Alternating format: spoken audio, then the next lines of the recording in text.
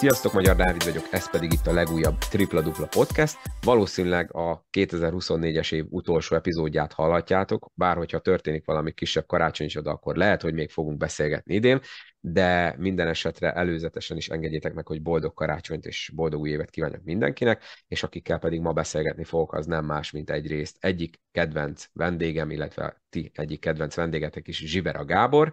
Gabi, szervusz, és köszi szépen, hogy ismét elfogadtad a meghívást.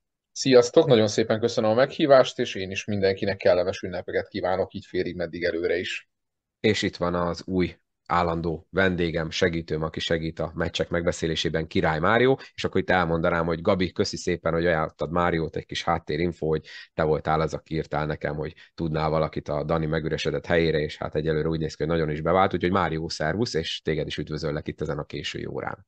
Szia Dávid, és köszöntöm a hallgatókat. Igen, mert hogy ezt a podcastet, ezt december 18-án szerda este vesszük fel, már majdnem fél 11 van, és nagyjából 2 perc van hátra a Regina Falco BL mérkőzésből, úgyhogy majd erről is fogunk a podcast végén beszélni, mert hogy témánk a Falcónak a BL szereplése, és egyelőre a szombathelyiek 9 ponttal vezetnek, úgyhogy úgy néz ki, hogy meg lesz a hőnállított második hely. De mielőtt ebbe belekezdünk, kettő nagyon érdekes hír érkezett az elmúlt egy-két hétben, amióta ugye utoljára találkoztunk. Kezdjük a frissebbel. Nekem derültékből a villámcsapásként érkezett tegnap a hír, hogy Lóránt Péter visszatér, méghozzá a MAFC színeiben fog játszani a piros csoportban. Közel, hát mennyi? 3 éve vonult vissza, segítsetek lassan, 3 éve már, hogy Három és fél, nem, három és fél. akkor meg még több. Egyébként vissza lehet keresni, most még nem mondom fejből, hanyadik epizód volt, de ugye amikor ő visszavonult, akkor készítettem vele egy szerintem iszonyatosan jól sikerült podcastet, amiben a komplet pályafutását végigbeszéltük. Az egy nagyon-nagyon jó kis epizód, azt vissza lehet keresni, hát majd lehet, hogy akkor későbbiekben majd veszünk fel hozzá egy kis plusz beszélgetést a mavcos időkről. Gábor, te azt mondtad nekem, mielőtt elkezdtük itt a podcastet, hogy vannak ilyen kis háttérinfóid. Hogy jött ez Petinek? Ennyire hiányzott neki a mozgás? Tehát tudjuk nagyon, hogy vannak azok a játékosok, akik ugye ebben élik le az egész életüket gyerekkoruktól kezdve aktívan sportolnak, hogy utána nem igazán tudnak megmaradni a fenekükön, hogy szépen fogalmazzak, és ugye Lórán Peti annyiban ott maradt a sport mellett, hogy beállt ugye az oktagonba játékos ügynöknek, de akkor ezek szerint ez nem volt elég, ez a fajta kosárlabdával való foglalkozás neki. Mi az, amit meg tudsz osztani, ami esetleg így publikus, és Peti nem lesz ránk mérges, hogyha ezt eláruljuk a hallgatóknak? Igen, szerintem egészen más aspektusból kell nézni ezt a Lórán Peti visszatér dolgot, ami egyébként szerintem egy üdvözítő dolog, tehát amikor tényleg egy igazi magyar kosárlabda legenda bármilyen szinten is, mondjuk úgy, hogy visszaad a sportágnak, és akár úgymond csak NB1B szinten is, de a rutinjával, tudásával megörvendeztet nézőket, saját csapatát, stb., az szerintem ez csak egy pozitív kontextusú dolog lehet. A háttérinfóra én azt értem és értettem, meg azt, hogy számomra nem volt meglepetés, hogy azért most már Peti évek óta mozog rendszeresen a MAFC-al, tehát alapvetően itt azért ő rendszeresen edzett ezzel a csapattal, nyilván nem kifejezetten azzal a céllal, hogy ő visszatérjen az együttesbe éles meccseken. A harmadik dolog az pedig az, hogy szerintem ennek azért már egy ideje, csak az ideje volt kérdés, hogy ez mikor történik meg. De a legfontosabb az az, és Petivel volt egyébként pont ma alkalmam egy picit beszélgetni, azt gondolom, hogy annak ellenére, hogy mondjuk úgy, hogy rivális ügynökségnél dolgozunk, kifejezetten jó viszonyt ápolunk, legalábbis én ezt mindenképpen így élem meg, és, és itt elsősorban, de ez ugye a MAFC-os nyilatkozatból is kijött, hogy a mozgás öröme mellett arról is szól, hogy van neki két kislánya, és a két kislánya nagyon szeretné, vagy szerette volna őt látni kosarazni, nekik ez úgy érdemben nem adott meg, amikor ő még Pakson játszott, ugye akkor még csak az idősebbik élt, úgyhogy ez ennek is szól. Egyelőre ugye a szezon végéig, tehát ez egy pár hónapos bevetés, illetve azért Peti ezt óvatosan kezeli, tehát itt az, hogy most, tehát itt én nem azt várom, meg szerintem ne azt várjuk, hogy most akkor kvázi mint egy légiós megérkezne egy ilyen csapatba, ő köré kezd majd épülni a játék, és akkor nem tudom, ez itt 25-30 perc, 10-20 rádobás és Lórán pedig központú játék. Sokkal inkább az a történet, hogy hogy adott egy élcsapat az NB1B-ben, aminek nyilván nagyon jól jön Róránt Petinek a rutinja, a jelenléte, ha már egyébként sokat beszélünk a játékvezetésről, szerintem ebből a szempontból is, mert nyilván egy plusz tisztelet, meg a többieknek, tehát a fiatalabb magyar játékosoknak ilyen értelemben az instruálása. Szerintem ebben lesz neki elsősorban hozzáadott értéke, ha akár mostanság, akár hónapok múlva eljutó egy olyan formához, azért ne felejtjük el, hogy ő 39 éves, tehát a 40-et tapossa, és 3,5 évet hagyott ki, hogy alapvetően azért nem feltétlenül a teherbírásról szól. Ez akkor is, hogy a Peti egyébként igazi sportember. Én azt gondolom, hogy fogja ő erősíteni a Mavcot, de ne ettől várjuk azt, hogy most nem tudom, a Mavc az mondjuk a Kaposvárral egy egyenlő erő lesz a feljutásért vívott küzdelemben. Egyébként a hétvégi fordulóban már fog játszani? Van erről valami Igen, infód a igen. Óbuda Hát ellen? máshogy fogalmaznék, ez inkább az edzőn, a Peti kondicionálásán és egészségügyi helyzetén múlik, mert maga a játékengedély az már megvan, tehát elvileg játszhat már most az óbudai kaszások ellen. Ugye mi itt a A csoporttal foglalkozunk, meg most már van hál' Istennek B csoporttal foglalkozó podcast, de Mário, egy picit avasd be minket, mert te szerintem ezzel jobban otthon vagy, mint én. Ugye az MAFC most jelen pillanatban negyedik a tabellán 7-4-es mérleggel, előttük van a Deac 23 7-3-mal, a Fót 8-3-mal, és a Kaposvár egyelőre 10-1-jel magabiztosan vezet.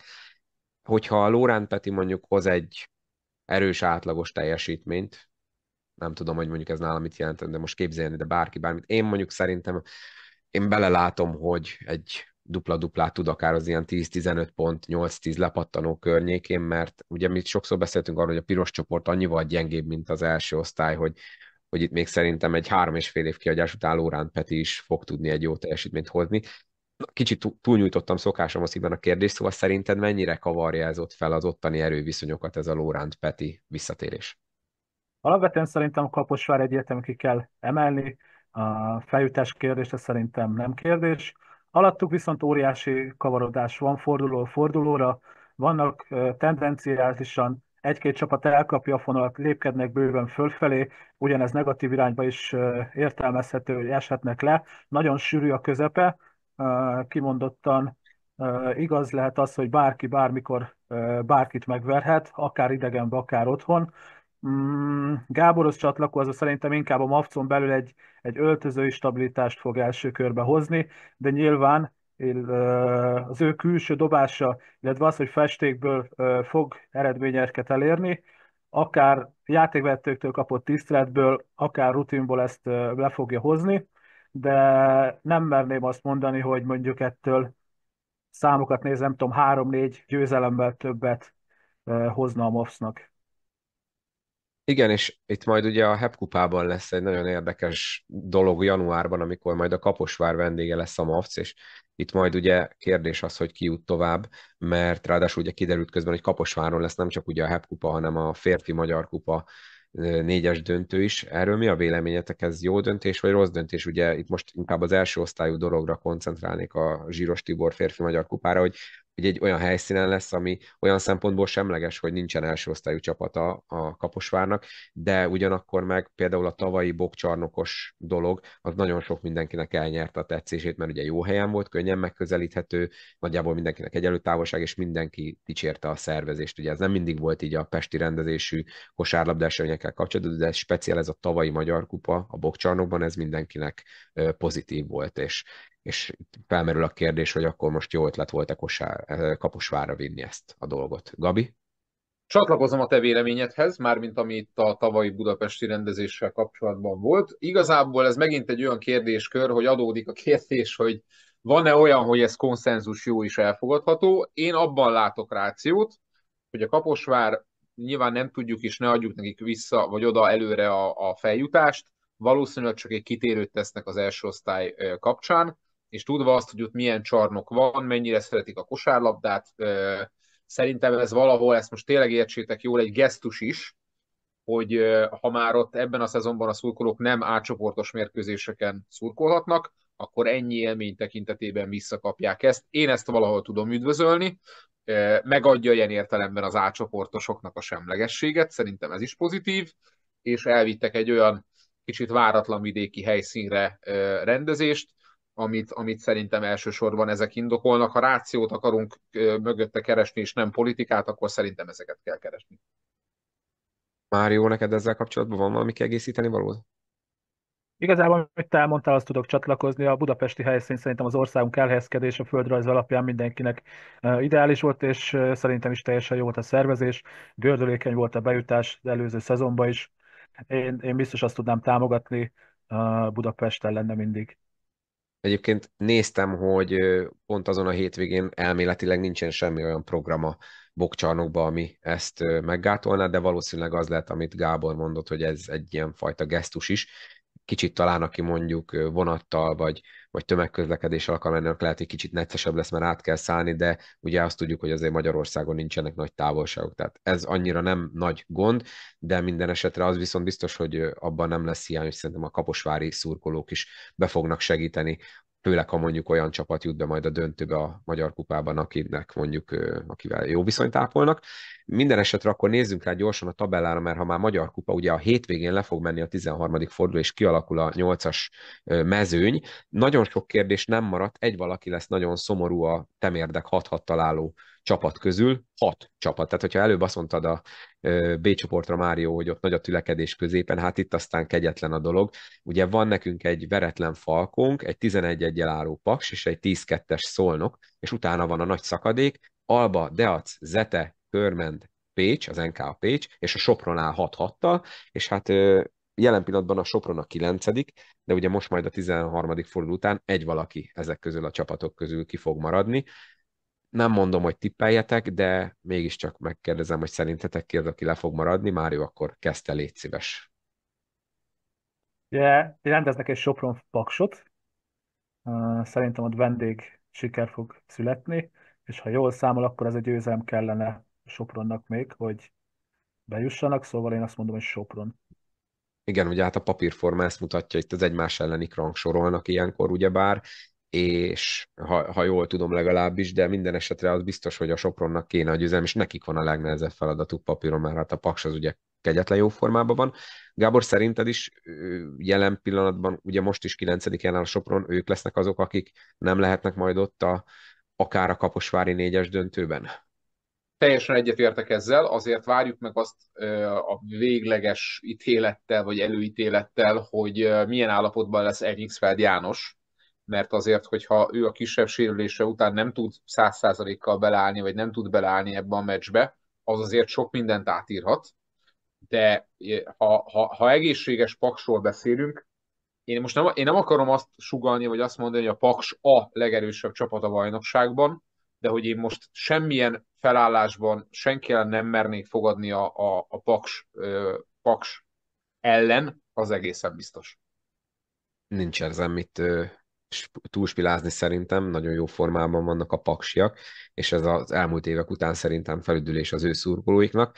Akkor maradjunk még egy kicsit itt a bajnokságnál, mert közben véget ért a Falkónak a mérkőzése, és 79-88-ra egy nagyon fontos idegenbeli győzelmet szerzett ezzel a Szombathely, és oda visszaverték az olaszokat, ami szerintem egészen hihetetlen, és ezzel valószínűleg sokkal jobb szájízzel ért véget ez a csoport kör a Falkó szurkolóknak, mert majd beszélünk róla, hogy itt azért voltak zsinórban egymás után vereségek, és lényeg a lényeg, akkor maradjunk a bajnokságnál. Az elmúlt két fordulóból, illetve ugye voltak most bepótolt meccsek a mai napon, így ugye megvan mindenkinek a 12 mérkőzés. Mi volt számotokra a legmeglepőbb eredmény? Mário kezdte. Bármelyiket mondhatod ebből az elmúlt 2 hétből, de most bocsássatok meg, de nem fogunk egyesével minden mérkőzésről beszélni.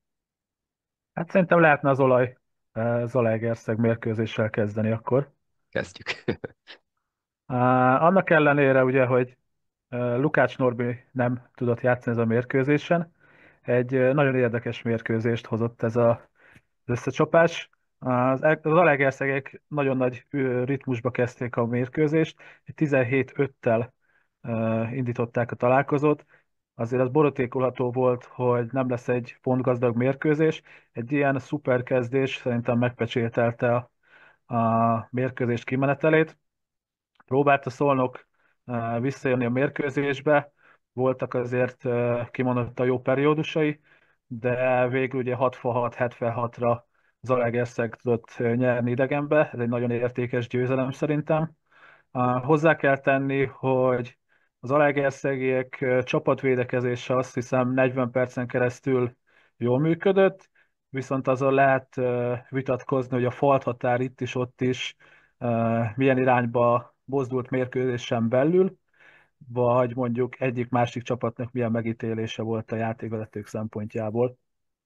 Igen, én ott voltam, és hát eltekintve attól, hogy a olajnak ez a minden évben van egy ilyen hazai mérkőzés, amikor semmi nem sikerül. Ez egy ilyen mérkőzés volt, és azt viszont hozzá kell tenni, hogy én nem próbálok itt nem bírózni a podcastben, mert ugye voltak olyan kedvesek, hogy már többször készíthettem játékvezetőkkel podcastet, de ez katasztrófa volt, tehát szörnyű volt tényleg, és ugyanebben a fordulóban volt egy másik mérkőzés, segítsetek ki, hogy a Szeged kivel játszott, mert ott is több Hát kiállítás is volt. ezt akartam mondani, hogy tehát én is mondhatnám ezt meglepetésnek, annyit hadd kössek ide, és mindjárt reagálok erre a felvetésre is, hogy azért szerintem az említett tényezők mellett igen, ennyit számít az, hogyha nincsen Lukács Norbi, és igen, a Szegednél ennyit számít az, hogyha Csebotit kifújják az első félidőről 3 faltal, A és Szeged nem Deac lehet meccsről van szó, igen, ugye? igen, igen, igen, igen. Tehát Igen, a igen. párhuzam.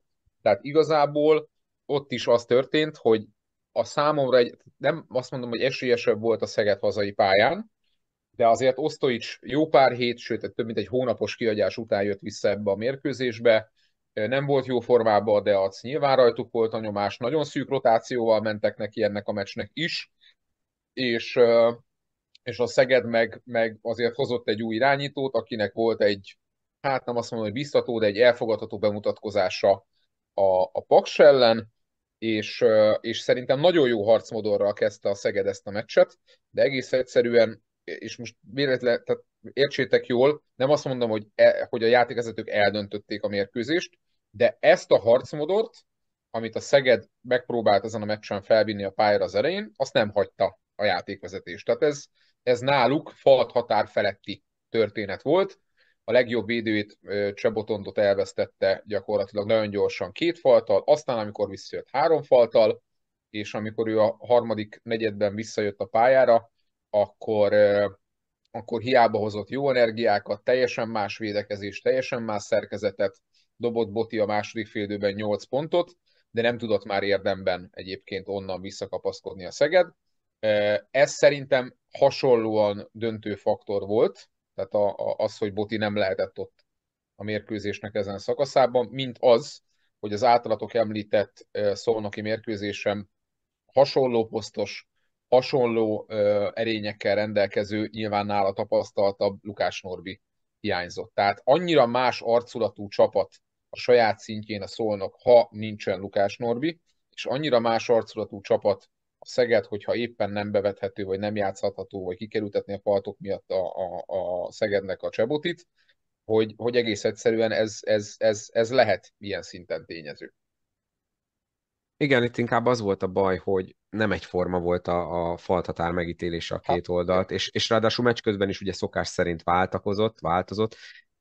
Mindegy, nem fogjuk ezt így ilyen szempontból túlbeszélni, de az biztos, hogy nem csak a bajnokság színvonala, de a játékvezetés színvonala sem javul évről évre, sőt ezzel akár lehet is vitatkozni, és egyelőre nem látszik, hogy lehetne ebből kikászálódni, mert továbbra sem tudni, hogy lenne bármilyen továbbképzési program, ugye ezt annó még Papp Péter, amikor aktív játékvezető volt, elmondta, hogy tulajdonképpen mindenkinek a saját egyéni dolga, hogy nyáron például képzi tovább magát, vagy ehhez hasonlók. Nem hiszem, hogy ez azóta változott, de tényleg tehát egészen hihetetlen, hogy néha mit tudnak randalírozni, és én tudom, hogy nehéz dolguk van, tudom, hogy ők is emberek, meg hogy ezt ugye főállás mellett csinálják, meg stb., de akkor is tehát egészen hihetetlen, hogy néha hogy képesek belenyúlni a mérkőzésbe, és inkább nem is az a baj tényleg, mert oké, lehet tévedni, de akkor legyenek következetesek, és ugye ez a kompenzálás, ami ugye nagyon régóta megvan. Tehát tulajdonképpen szerintem 20 évvel ezelőtt is ezek voltak a problémák, akik akkor Hogy, jártak meccsre, akkor hogy is ezt reagáljak látták. Hagy reagáljak 2 dolgot röviden, és most nyilván nem erről szól a podcast. 2 nagyon nagy baj van, és tényleg fogom vissza magamat, hogy ne különböző platformokon erről beszélgessek, meg amúgy is egy olyan típusú ember vagyok, aki szeret elvonatkoztatni a játékvezetéstől, de nagyon súlyos szerintem 2 dolog. Az egyik az a a szakmai aspektus. Tehát, hogy egész egyszerűen, hogyha hagyjuk az NBA-t, nézzünk környező országok per Euróliga, per top európai bajnokságokat FIBA rendszerben, egész egyszerűen Magyarországon, a férfi NBA-gyában nem engedik azt a fizikalitást, azt az intenzitást, azokat a kontaktokat, amit ezekben a bajnokságokban engednek. Innentől kezdve ez egy általános probléma. Ez majdnem minden meccsen, majdnem minden játékosra és majdnem minden játékvezetőre elmondható. Ez behatárolja és gátolja a magyar kosárlabda fejlődését. Nem ez a fő oka, félreértés ne essék, de ez egy nagyon rossz szemléleti irány, és innentől kezdve, hogyha egyébként nekünk vannak esetleg olyan magyar fiatal vagy fejlődőképes játékosaink, akiket képesek lennénk felépíteni nemzetközi szintre per válogatott szintre, ez egész egyszerűen egy gátja annak, mert a nemzetközi kosárlabda tendenciáinak ez egyszerűen nem felel meg. Ez probléma. Tudok jó pár példát mondani, nem szeretnék, majd foglalkozunk ezzel bővebben, hogyha foglalkozunk más alkalommal. A másik, az pedig a szintén nagyon fontos aspektus, a nézők. A meccsek élvezhetősége, széttördeltsége, szétfújása, és ezáltal az egész terméknek a totális behorpasztása. És még egyszer, itt még függetlenek vagyunk attól, hogy most egyik csapatnak, másik csapatnak, vagy XY-t kifújnak adott mérkőzésről. Ezek már plusz dolgok. Alapból ezzel a két tényezővel nagyon súlyos gondok vannak, és vagy most elkezd ezzel kezdeni valamit az illetékes szerv, vagy egész egyszerűen ennek tényleg maradandó károkat okoz. Akár a termékben, akár pedig a szakmában. Mário, szeretnél ehhez hozzátenni valamit? Edzőként nyilván nehéz értelmes dolgokat hozzátenni, abszolút egyetértek mindennel, és hogy A csoportban ugye ez a helyzet, és mindenki látja, el lehet képzelni, hogy a alsóbb ligákban ennél is rosszabb a helyzet. Igen, gondoltam, hogy megpróbálsz majd diplomatikus lenni, mert hát nehogy aztán a következő pénzügyi meccsen majd olyan legyen a fújás. És azt kérem, értse meg mindenki, és nem nekem kell Zsivera Gáborként, meg játékos ügynökként ezt eldönteni, de amivel nekem bajom van, az nem az, hogy ki milyen jó játékvezető, meg milyen százalékban ítéli meg jól a helyzeteket, hogyan kommunikál a felekkel, hanem az alapszemlélet, hogy miért úgy megyünk oda a meccsekhez, ma, amikor ha néz valaki nemzetközi kosárlabdát, és látja, hogy ez merre megy gyorsulásban, gyorsaságban, fizikalitásban, atletikus dolgokban, reakciókban, hogy tehát mindent le akarunk fújni, vagy szét akarjuk fújni a mérkőzést. Miért nem arról szól, hogy hagyjuk a csapatokat játszani, és behúzunk nekik, ha már faltokról beszélünk, egy követhető és következetes falthatárt. Tehát én ezt az alapot hiányolom. Egyetértek teljes mértékben, és nekem az a legszomorúbb, hogy ezt akár 5 évvel ezelőtt is felvettük volna ezt a pármondatos beszélgetést, mert ezek nem új keletű problémák. Hát mindegy, majd meglátjuk. Na de, eltértünk egy kicsit a alaptémától. Van-e még olyan mérkőzés, amit szerintetek érdemes kiemelni? Most itt gyorsan átfutottam a előző két forduló eredményeit, talán ami egy picit meglepő volt számomra, és ebben segítsetek ki, mert megmondom őszintén nem láttam, az a körment Sopron, és hogy a Sopron tudott idegenben nyerni 89-85-re. Ez meglepetés volt, vagy a játékképe alapján megérdemelten tudott nyerni a Sopron, hogyha esetleg láttátok ezt a mérkőzést? Én mondok röviden, szerintem ez nem meglepetés. A Sopron egy erősebb, nagyobb büdzséből összerakott és potentáltabb csapat, mint a Körmendi. Nyilván Körmenden nem egyszerű nyerni. A Sopron egy-két korai meglepő bukta után most arra odaért, ahová egyébként való versenyben a 4-6. helyért. Mário, esetleg valamelyik mérkőzésről szeretnél még megemlékezni, én addig közben elmondom, hogy az Alba közben ugye megszerezte az első idegenbeli győzelmét, és aztán pedig ugye meglett az első hazai vereség is a Falkótól, úgyhogy végül ők is azért úgy, ha már csak a tabellán elfoglalt helyet nézzük, akkor ott vannak, ahol lenniük kell ott a dobogó környékén, de azért erre a 6-6-ra nem hiszem, hogy büszkék ott Fehérváron, ezt csak így mellékesen akartam mondani. Igazából csak az elmúlt podcastban itt beszéltünk, ugye a Pécs-Szolnok összecsapás, Igazából a végjátékban tudta csak megnyerni a Szolnok. Ez igazán küzdelmes, jó mérkőzés volt az is. NK Szolnokra Igen. gondolsz, ugye, mert ugye pont most volt a másik Pécs, a PVSK Szolnok a bepótolt mérkőzés.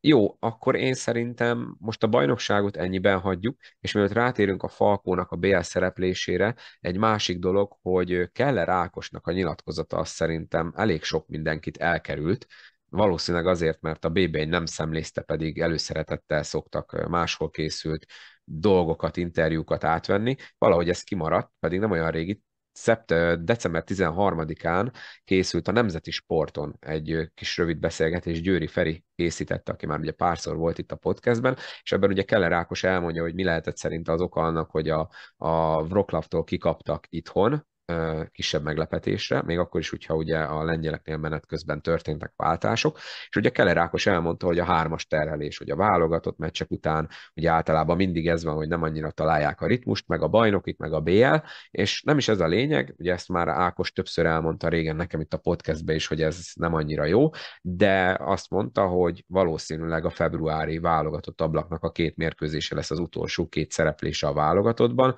és Gábor, ha jól emlékszem, veled beszéltük a múltkor, hogy itt ugye, hogy kit honosítson meg, milyen játékost honosítson a szövetség, hogy ugye azt beszéltük, hogy irányítóra nagyon nagy szükség lenne, de ha most Keller Ákos visszavonul a válogatottságtól, akkor azért magas poszton sem leszünk annyira eleresztve, mert ugye Golomán Gyuri inkább négyes, én szerintem a Nate Royvers is inkább négyes, mint klasszikus ötös, és akkor ki lesz az, aki Keller Áki helyébe léphet, aki a klasszikus, jó, magas, erős, brusztolós center munkát el fogja tudni végezni a válogatottban. Fú, nagyon sokak számára meglepőt fogok mondani. Én iszonyatosan izgatott vagyok az új vagy leendő válogatott kapcsán. Nyilván Keller Ákosnak jár a taps, és nagyon komoly tagja, ő meg tagja volt, ő sokszor ugye sokáig kapitánya is volt ennek a válogatottnak, és tényleg példaértékű, amit ő a válogatottban csinált. Szerintem megvan annyi elegendő játékosunk most, tehát itt a most még nem visszavonuló játékosokról beszélünk, és azokról a 2000, 2001, 2002, 2003, 2004-es születésű játékosokról, akik itt bekerültek már, bekerülhetnek, meg szerintem be fognak kerülni a válogatottba, hogy olyan szerkezeteket tudunk játszani, olyan modern felállásokkal, akár nem tudom, legyen egészséges, nyilván először egy Maronko zombival, akár például stretch magasként, Meleg Gergővel, hogy szerintem nem, tehát én sokkal lelkesebb vagyok ezeknek a játékosoknak a megfelelő bemenedzselése és játszatása kapcsán. Közbeszólhatok? Teljesen Igen, értelek, mert a modern kosárban ugye nagyon fontos, hogy aki center poszton játszik, ötösön tudjon kívülről is dobni.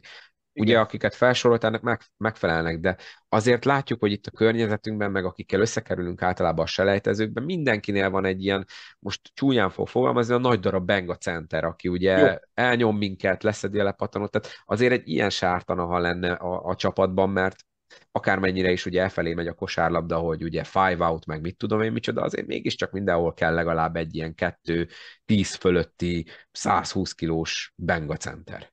az, hogy tudjunk ilyen játékosra számítani, ez nem lenne hátrány, tehát én nem ezt akarom mondani, de a modern kosárlabdába ezt már egyszerűen illene egy bizonyos szakmai szint felett előnnyé változtatni, nem pedig hátrányá. Magyarul, ha egy ilyen játékos van a pályán, az lehet, hogy mondjuk a csapat, az ellenfél támadó lepattanózása szempontjából egy kritikus faktor, de összességében átugrod, megkerülöd, átdobod, stb. Tehát a mai kosárlabdában egész egyszerűen nekem senki nem mondja, hogy ez önmagában inkább hátrány, mint nem egy potenciális előny. Tehát amikor leülök, bekapcsolom a tévét, és bármilyen kosárlabda mérkőzést megnézek, legyen az tengeren túli, legyen az európai, legyen az gyakorlatilag bármilyen más, és erről szól a játék, akkor annak ellenére, hogy még egyszer mondom, mindig jó, hogyha van 1+1+1+1 taktikai lehetőség és variáció, de mindenhol arról szól a játék, hogy többnyire ebből az edzők előnyt tudnak csinálni, nem hátrányt. Mészáros Zalánnak volt egyébként egy pár hónappal ezelőtt egy nyilatkozata, hogy nekünk meg kéne találnunk a saját stílusunkat, tehát mindig arról beszélünk, hogy nekünk milyen szerkezet, milyen stílus, kit kéne utánozni és egyéb. Lehet, hogy most ez a leendő generációváltás ad egy okot és egy lehetőséget arra, hogy végre elkezdjünk arra fókuszálni, hogy felépítsük magunkat, tényleg a magyar kosárlabda utánpótlásából, meg jelenlegi merítéséből megnézzük, hogy mit tudunk összerakni. Nyilván ebben lehet honosított, tehát ezt mindig tudjuk, hogy ez mindig maximum egy játékos lesz, vagy a Nét, vagy akár bárki más a jövőre nézve, de egy szónak is 100 a vége, vagy 100 szónak is egy a vége. Szerintem tud a leendő magyar válogatott a következő években olyan mindent elváltani tudó szerkezetet, olyan több posztot védő felállásokat és játékosokat, olyan fizikailag erős, atletikus és éhes játékosokat felvonultatni, ami egy iszonyatosan izgalmas elegy, és senki nem beszél erről, mindenki arról beszél, hogy jaj, kik vonulnak vissza, és jaj, mennyire nincsen utánpótlás. Ez egyszerűen szerintem nem igaz ebben a kontextusban. Tömegében, mélységében igaz, tehát amikor arról beszélünk, hogy tehát darabszámra egy válogatott nyinál, vagy egy válogatott alaprotációnál több ilyen játékos van-e, akkor én is azt mondom, hogy sajnos ezzel van gond. De ha azt nézzük, hogy a távozók helyére beillesztünk újakat, és megpróbálunk egy modernebb szerkezetet, egy jobb felfogást, egy bátrabb, vagányabb kosárlabdát, elkezdünk végre early offense-t is játszani támadásban, amit én nem tudom, hogy miért, de se a mostani szövetségkapitány, se az előző, senki nem akar, tehát mi meg se próbálunk gyakorlatilag lendületes, atletikus játékra építő kosárlabdát játszani. Persze ez kell megfelelő szerkezet is, tehát mi nem akarunk kvázi irányítani támadásban, hanem mi túlélni akarunk sokszor nagyon, és tényleg tisztelet a kivételnek. Így nem fogunk tudni felépíteni, beépíteni új játékosokat, hogyha ez a szemlélet megmarad. Tehát egész egyszerűen nem marad más, tényleg nem marad más, mint hogy előre meneküljünk ebben a kérdésben. Magam részéről nem tudok ezt semmit hozzátenni, nagyon sok minden jó dolgot mondtál. Ez a rohanósabb offenz, amit mondasz, ez tényleg fájó, hogy meg sem próbáljuk. Még Ivkovics Igen, alatt tehát megértettem, de hogy most Okorn alatt miért nem próbálkozunk ezzel, bár mondjuk ahhoz mondjuk lehet nem kéne kihagyni olyan játékosokat a keretből, akik mondjuk képesek rohanós kosárlabdát játszani. hát, vagy mondjuk egy nyarat arra használni, hogy akkor készüljünk meg, játszunk olimpiai selejtezős ellenfelekkel, és ne csak mondjuk az 20-as válogatott ellen egyszer mérkőzzünk meg a B keretünkkel. Mário, neked ehhez valami hozzáfűzni valód? Nagyon nehéz vitatkozni, teljes mértékben egyetértek. Most bemondok egyet, hogy mi lenne, ha mondjuk egy Somogyi Ádámnál lenne a labda alapvetően, és mondjuk kettes, hármas posztra mondjuk Vincent be tudna csatlakozni a válogatott munkába, és egy Lukács Norbival kiegészülve, mondjuk hármas, négyes posztra Moronka Zsombor tud csatlakozni, és mondjuk Golomán Gyuri egy ilyen négyes, ötös poszton. Tehát ez az öt játékos együtt egy akkora impactet adna minimum védekezésbe, és elképesztő modern szerkezetbe lehetne játszani, csak nyilván hozzácsatolva hozzátok is, hogy ehhez dolgozni kellene. Tehát itt egy kéthetes felkészülése nyilván ebből nem lesz egy gördülékeny csapat, de mondjuk csak ezt az öt játékos nézzük, akik még fiatalok, pláne válogatott szinten, itt a jövő, abszolút megvan a keret, és szerintem se kell egy klasszikus ötös poszt. Nyilván, ha van és adódik ilyen, mondjuk akár még egy még fiatalabb generációból, az teljesen jó, de szerintem Golomán György ezt a 4-5-ös posztot bőven-bőven el tudja vinni. Igen, Főleg, és ami akkor jó ott van formában van mostanában. Igen, és akkor ott van tényleg, tehát azért akkor vegyük ott a lehetséges kisfalat is, és nyilván nem nekünk kell összerakni a válogatottat, félreértés ne essék. Van egy Tanokand is, aki nyilván most ugye a spanyol másodosztályban bontogatja a szárnyait.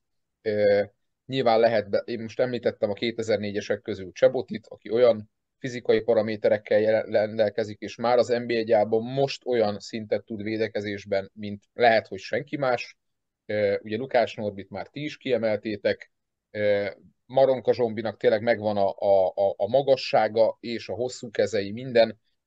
Meleg Gergő, aki nyilván amikor egészséges tud lenni Maronka Zsombihoz hasonlóan, akkor szintén olyan erőt, atletikus képességeket és jelenlétet tud a palánk alatt hozni, határozott játékkal, támadásba, védekezésben, amire szintén lehet, vagy lehetne, vagy kellene építeni. Ott van egy Pallai Szolnokon, aki szintén egy nagy teherbírású, nagyon jó fizikumú, agresszív játékra képes srác. Ott van Takács Kristóf, aki egyébként szintén szépen lépeget felfele fizikailag. Nem beszéltünk Molnár Marciról, aki ugye nem, most ott volt már a válogatott keretben, újra, de egyébként ötös poszton pont az, amiről beszélünk, hogy egy viszonylag nagyobb testű, egy viszonylag magasabb, bent is jelenlétet hozni tudó, passzolni tudó magas ember, akiben szintén, ugye Golomán Gyurival egy korosztályról beszélünk, vannak bőven évek. Nagyon reméljük, hogy azért lesz még egészséges játékos Mócsán Bálintból, aki ugye most hamarosan reméljük visszatér a Deasz csapatába, akiben ott van tényleg a dobókészség, és sorolhatnánk még játékosokat, tehát egész egyszerűen fals, és nem igaz, hogy nincs érdemi utánpótlása a magyar férfi felnőtt válogatottnak. Egyszer végre meg kéne fogni, ami ott van a lábunk között, és elkezdeni ezeket a játékosokat felépíteni, beépíteni érdemben úgy, ahogy Zunic megtette annó Hanga Ádival, meg megtette Vojvoda Dáviddal 18-19 évesen, akkor is mindenki nézett, hogy mekkora teher van rakva erre a két játékosra, aztán utána 15 év magyar válogatottját, vagy 15 év magyar válogatottnyi problémát oldott meg ez a két játékos. Most egyébként, hogy soroltátok a neveket, tényleg tökre érdekes lenne egy ilyen összetételű válogatottat, akár csak egy nyári ilyen egy-két sörmeccs erejéig megnézni, hogy mit tudnának kihozni magukból. Na, mindegy, erről is beszéltünk, ez tök jó volt. Akkor térjünk át, mielőtt még a Falkóra rátérnénk, Gábor, ha már itt vagy. Ugye az elmúlt hetekben, aki picit is követte a hazai kosárlabdát, az találkoztatott azzal a dolog, hogy Somogyi Ádám hova igazol, haza az Albába vagy a Szolnokra. Na most ugye itt menet közben a Breogánnál történt egy edzőváltás, ami úgy néz ki, hogy Ádámnak nagyon jót tett, mert a Reál ellen már majdnem 20 percet játszott, az előtte meccsen meg azt hiszem 8-at vagy 9-et talán. Tehát, Igen, majdnem tizet, igen. tehát ezen a két meccsen szerintem mennyi? Megötszörözte az előző 11 néhány Hát meccsen kapott perceit.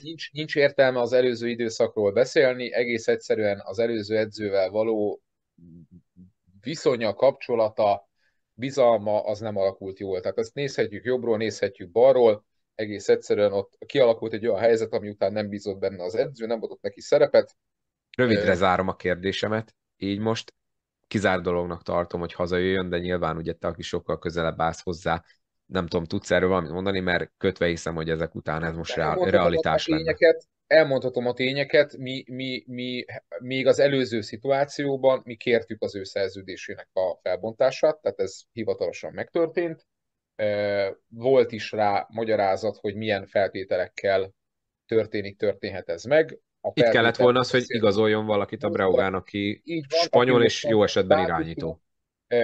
Ezek voltak a tények, a szubjektív dolgok azok, hogy még abban az időszakban, amikor ugye volt, tehát az előző edző volt, és nem javult a helyzet, akkor, de ezt ti is tudjátok, tehát én ezzel nem kritikát fogalmazok meg.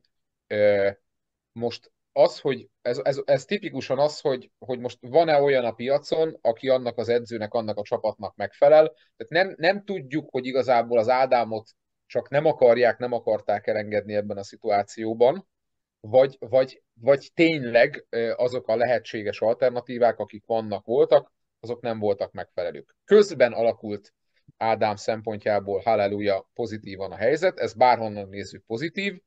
Ha az én véleményemre vagy kíváncsi, vagy vagytok kíváncsiak, és a mostani szezonról és mostról beszélünk, akkor nyilván, de ez egy nagyon nagy ha, mert én azt mondtam az Ádinak is, hogy nézzünk meg legalább egy 3 mérkőzést, ugye 2 ment le az új edzővel, és talán az lesz elég minta, hogy el tudjunk kezdeni érdemben beszélni arról, hogy minek van értelme. Ha most itt egymás között 2-ből kell ítélni, akkor itt ugye majdnem 15 perc átlagról beszélünk. Ez az a szerepkör spanyol élvonalban, és úgy, hogy a kezében van labda, vannak döntései a pályán, tehát tényleg látszódik, érződik, hogy ez az edző ez bízik benne. Nyilván nehéz elképzelni szakmailag annál jobbat és értelmesebbet, mint ami jelen pillanatban történik Ádámmal, de erre mondtam, hogy nyilván nagyobb mintát kell látni, de összességében ezek a keretek Ádámmal kapcsolatosak.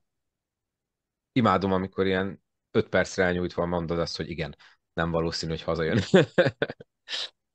Na, akkor térjünk rá a Falkóra.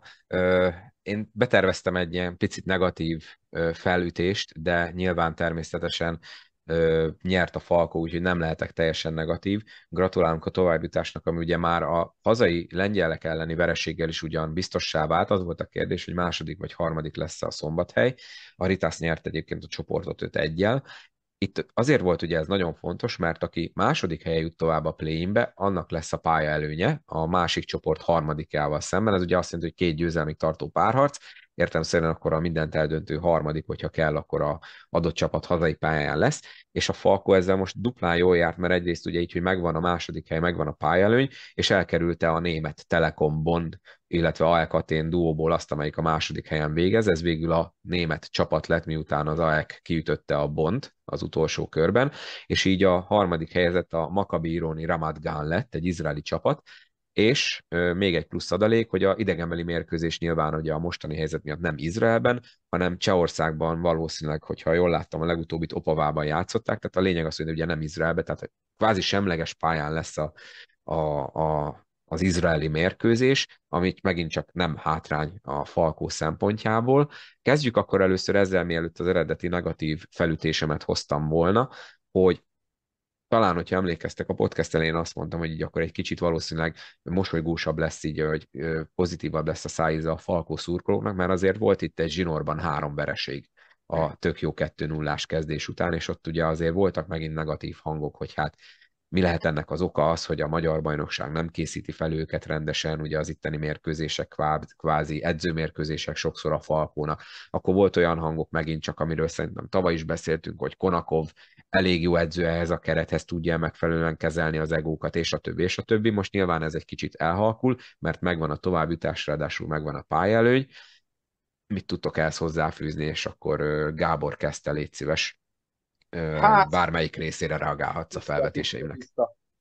Nekem eddig a Falkónak a szezonjával semmi bajom nincsen. Én ezek közül a vereségek közül egyetlen egyet emelnék ki. Ez a legutóbbi hazai lengyelek elleni vereség volt. Ez szerintem, tehát most az elkerülhető vereség az két aspektus. Nézhetjük azt, hogy adott mérkőzés hogyan alakult, és ott elkerülhető-e, meg nézhetjük úgy, hogy adott mérkőzésen ki mennyire volt esélyes.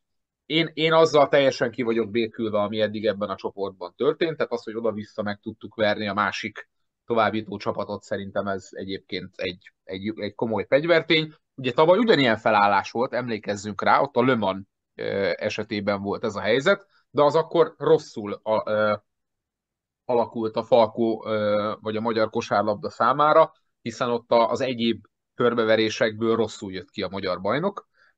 De lényeg a lényeg, hogy hát tehát innentől szerintem a nemzetközi szereplését ennek a csapatnak rossznak nem lehet megítélni, de nyilván az lenne az extra, ha sikerülne a play-inből tovább jutni, és még esetleg egy kört.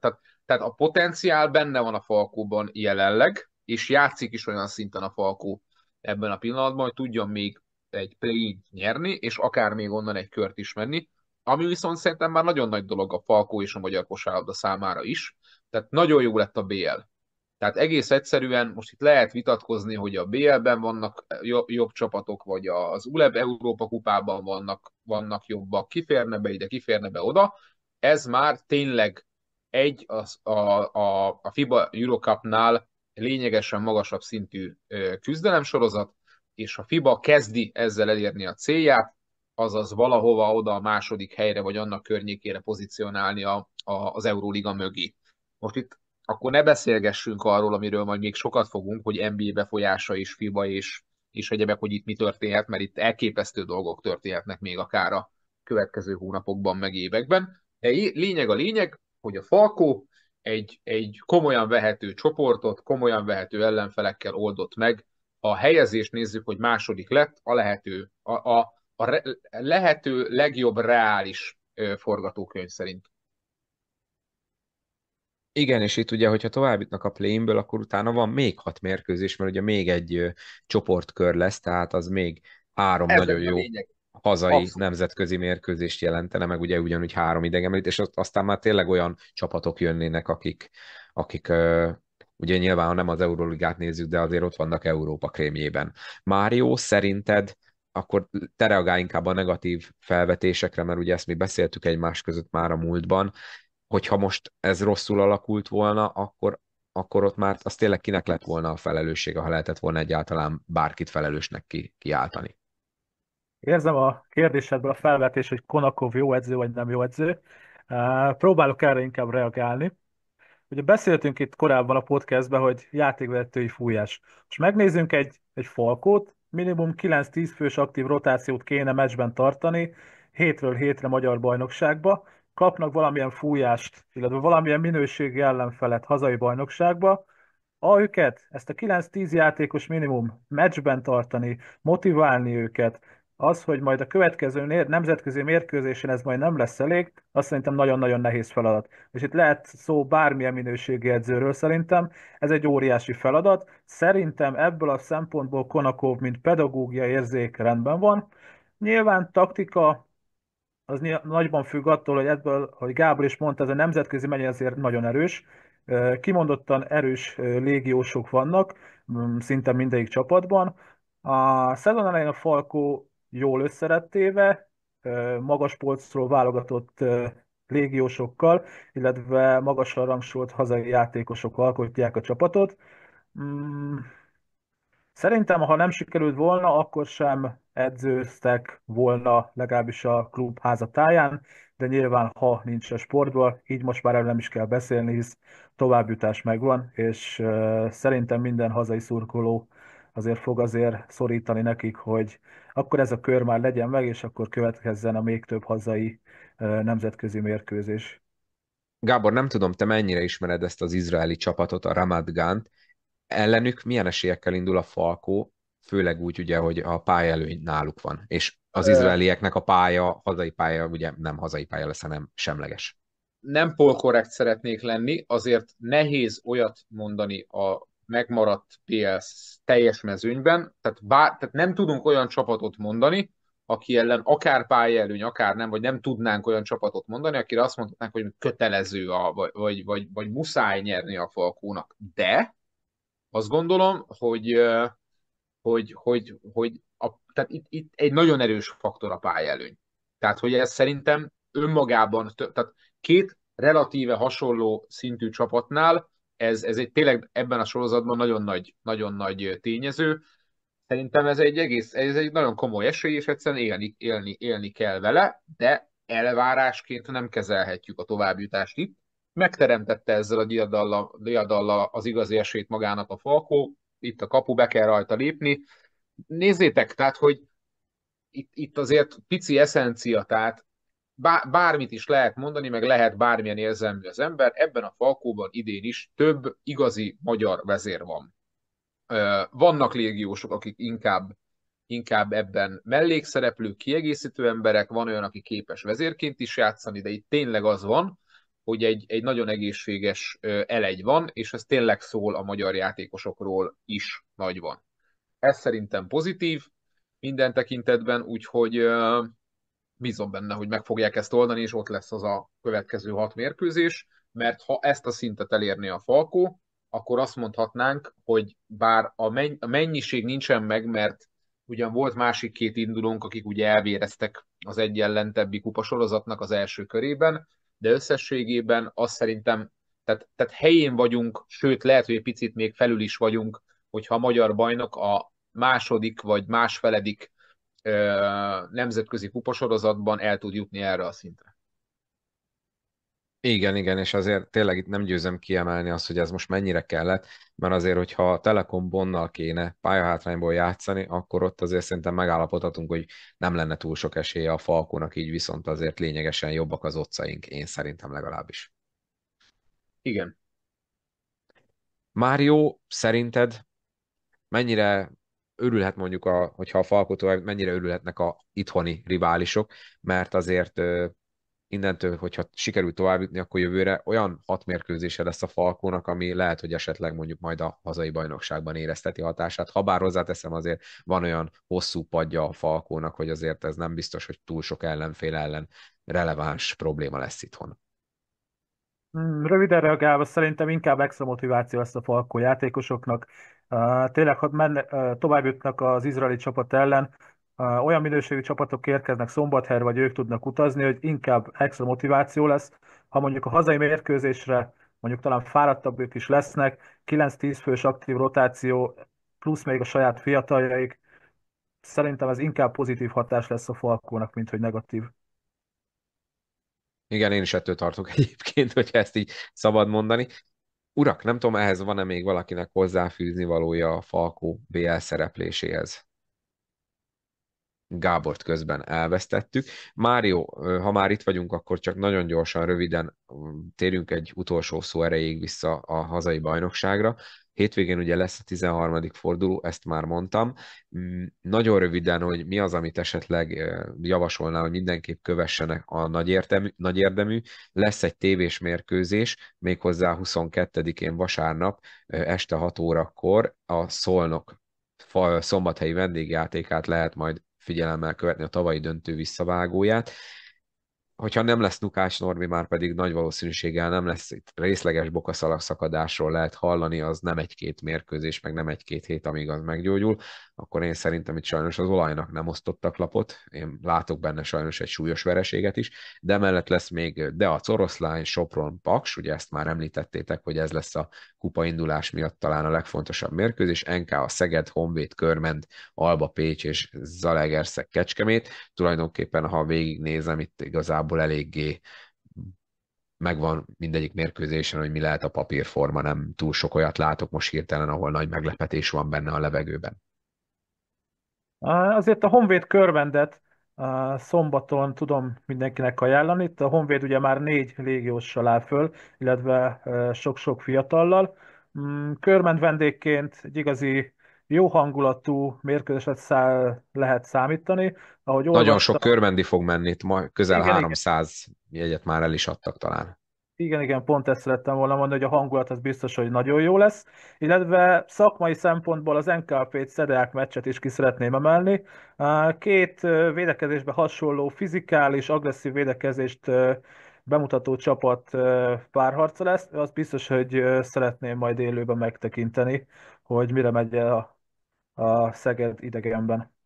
Előbb, hogyha azt mondtam, hogy szombaton lesz a Falkó Szolnok, akkor bocsánat, vasárnap, tehát ne szombaton, hanem vasárnap keressétek a M4 műsorában a Szombathely Szolnok mérkőzést. Gábor, neked melyik a hétvégéből az, ami így csemegének ígérkezik? Gondolom ezt a Falkó Ugyanezeket emel... Szolnokot igen, eltehetjük. igen. Ugyanezeket emeltem volna ki én is, mint Mário. Egy picit én is érzem a Szegedben több meglepően rossz, visszafolytott teljesítmény után, hogy most akár benne van egy bravúr ebben a Szegedben. Hát nehéz mit mondani egyébként a Honvéd Körmendre, tehát szerintem az abszolút X. Tehát akár belevéve azt, hogy Honvéd van hazai pályán, akár azt, hogy azért ők is kezdenek sok tekintetben összeállni, és úgy állhatnak fel erre a mérkőzésre, ne kiabáljuk el napokkal még a derbi előtt, ahogyan még egy meccsre sem, tehát egészségi meg forma szempontból, úgyhogy lassan ilyen tekintetben a Honvéd is érdemben megkezdheti csapatként vagy teljes egységként a szezonját, bár még ott is ugye Stepán Filipovics továbbra is hiányzik, tehát még mindig van egy meghatározó magyar játékosuk, aki nem lesz. Körülbelül ez az, amit elmondanék. Én őszintén szóval meglepődnék, hogyha nem lenne sima körmengyőzelem, de aztán ne legyen igazam, és legyen izgalmas azoknak, akik majd erre kilátogatnak. Urak, én ennyit gondoltam ebbe az epizódba, szerintem azért elég sok mindenről tudtunk részletesen beszélni. Ha valamelyikőtök még valamit szeretne kiadni magából, akkor ne érjen engem az a vád, hogy nem engedtem meg. Ezek szerint. Gondolkodok, hogy van-e, de szerintem nincsen. Pillanat. Nem, szerintem ennyi. Ki lesz az új feldobásban, Gábor? A vendég. Még Kornélt hámozzuk. Harmadik? Kornél harmadik? És negyedik. Igazából már felvett, a Kornélnak éppen szét van menve a dereka, és nem nagyon ülésképes, meg menésképes, úgyhogy már többször megbeszéltük, hogy akkor ez, és szerintem nagyon jó témák vannak, tehát hogy most belemegyünk egy kicsit a sűrűjébe, tehát eddig ilyen sztorizás, meg ilyesmi volt, most Kornélt beleállítjuk olyan magyar kosárlabda problémákba, meg kérdéskörökbe, aminél tényleg felvállalja, meg elmondja a véleményét, hogy szerintem ezek most tényleg minőségi, minőségi dolgok lehetnek majd, vagy minőségi beszélgetések lehetnek ebből a szempontból is. Na hát akkor tessék hallgatni a Feldobás podcastet is, és jó lenne, hogyha elérhető lenne Spotify-on, ezt csak így halkan szeretném ismételten megjegyezni. Ezzel egyetértek, igen. Na hát akkor Zsibera Gábor, Király Mário, nagyon szépen köszönöm, hogy így a szerda estéteket rám szántátok, már közelítünk a éjfélhez. Úgyhogy ha tényleg nem találkoznánk már idén, akkor köszönöm a segítségeteket, amit így 2024-ben nyújtottatok. Mári, ugye te nem olyan régóta, de itt nagyon sokat segítettél az év vége felé, úgyhogy tényleg köszönöm nektek, és kellemes ünnepeket, és találkozunk jövőre 25-ben, legalább ugyanilyen lelkesen, és remélhetőleg sokkal sűrűbben. Köszönöm szépen én is a részvételt, sziasztok! Köszönöm, hogy itt lettem, és kellemes ünnepeket kívánok én is mindenkinek. Nektek pedig köszönöm szépen, hogy meghallgattátok ezt az epizódot is, ami hogyha utolsó volt 24-ben, akkor tényleg kellemes ünnepeket, egyetek jó sokat, hogy aztán legyen mit ledolgozni 2025-ben, és ne felejtsetek el feliratkozni a podcastre, akár applikációban, akár a YouTube-on, és a donabli.com/tripla oldalon pedig, hogyha van lehetőségetek és van kedvetek, akkor támogassátok a munkámat, mert például ezt az epizódot is, aki Donablin támogat, egy-két nappal hamarabb hallgathatta meg, mint a teljes nagy érdemű.